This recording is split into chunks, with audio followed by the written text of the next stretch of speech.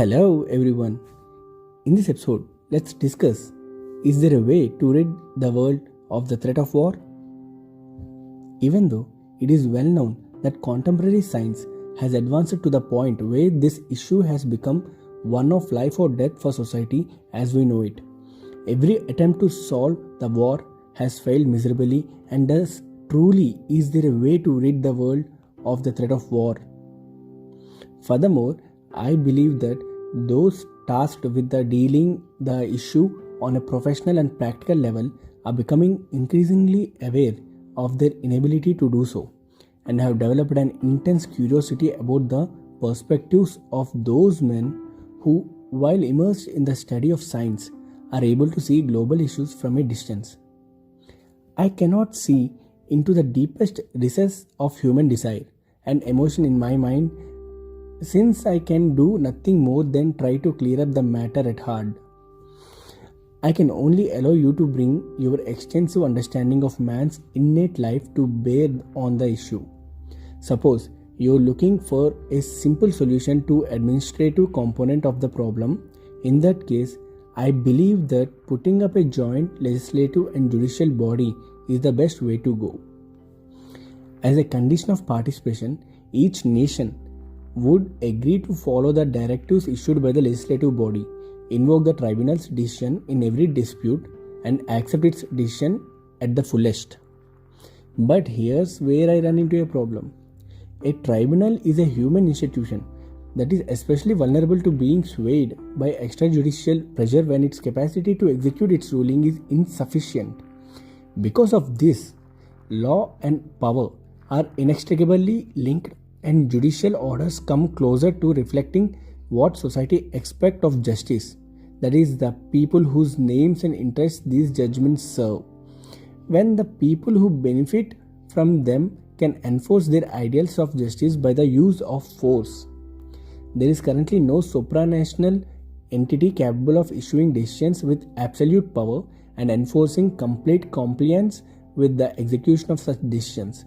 Moreover, the pursuit of the international security necessitates the unconditional sacrifice by every nation of some of its freedom of action or sovereignty, and it is evident that no other path can lead to each security. This is therefore my first premise.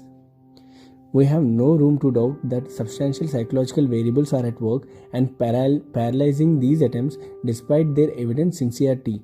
During the last decade, some of these factors are easy to find in every country. The ruling class hunger for power makes any restriction on national sovereignty unwelcome.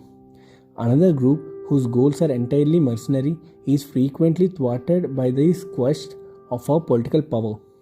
In particular, I am thinking of a tiny but determined number of individuals active in every nation who view the battle, the manufacture and sale of weaponry, and the enlargement of their own authority as an opportunity to further their own personal interest and gain more power.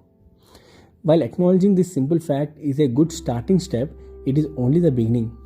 A related concern is how can this small group, which stands to lose and suffer from a state of conflict, bend the majority's will in service of their ambitions.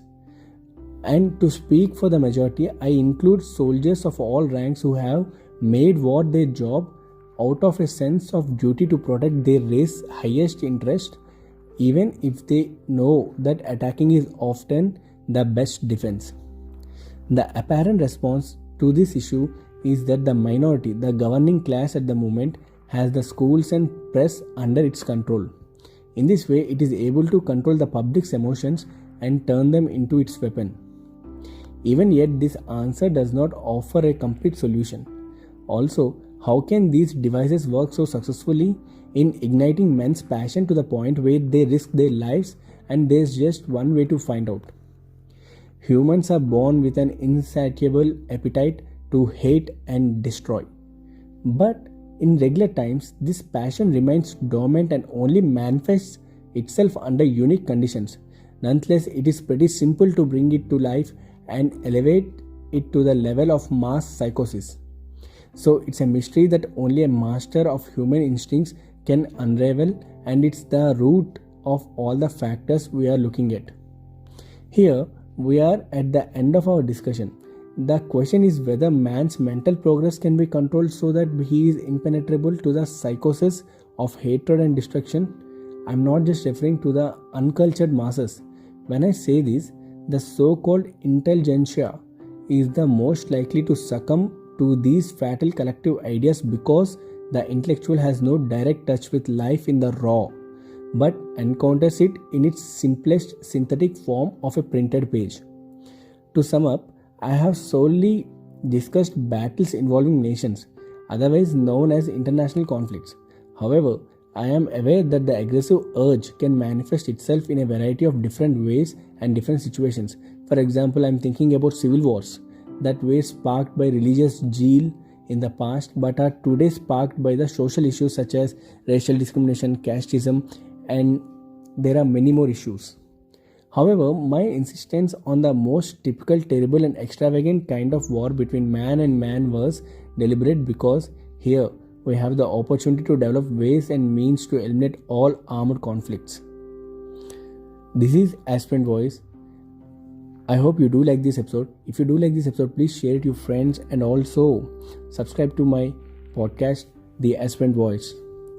The link to the whole consent, the transcribe, will be given in the description.